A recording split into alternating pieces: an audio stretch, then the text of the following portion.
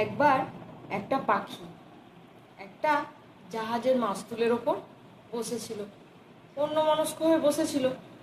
তার কোনো খেয়াল ছিল না জাহাজটা কখন যে মাঝ সমুদ্রে চলে এসছে তার হুঁশ ছিল না। এবার সেই পাখিটা যখন হুঁশ ফিরল, সে একবার উত্তর দিকে অনেক দূর পর্যন্ত উড়ে উড়ে উড়ে উড়ে গেল। এবার সেখানে গিয়ে যখন কোনো কূল কিনারা পেল না, তখন আবার ফিরে এসে সেই মাস্তুলের ওপর বসলো। কিছুক্ষণ পর আবার দক্ষিণ দিকে অনেকটা উড়ে গেল।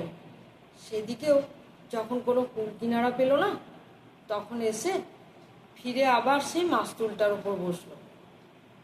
এইভাবে পূর্ব দিক, পশ্চিম দিক, নানান দিকে সে পাখিটা উড়ে উড়ে উড়ে উড়ে গিয়ে আর যখন কোনো কূল কিনারা দেখতে পেল না, তখন ফিরে এসে নিশ্চিন্ত হয়ে সেই মাস্তুলটার ওপর বসলো।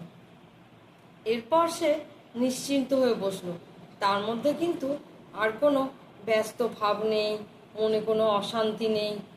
কি জানেন, আমরা যখন আমাদের সব ভার মায়ের ওপর ছেড়ে দিই, তখন আমরা এই শান্তিটা পাই।